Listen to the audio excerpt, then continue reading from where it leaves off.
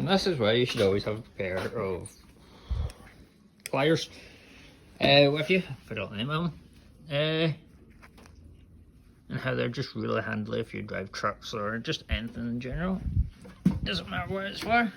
It's because it's missing this is missing its stop button.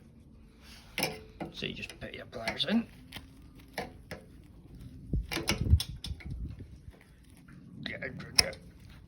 Kinda. I think I've worn it down.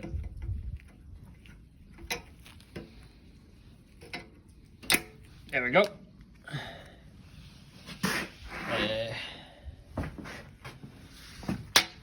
Just knock that back in to show you again. This is probably turn away. Turn that around.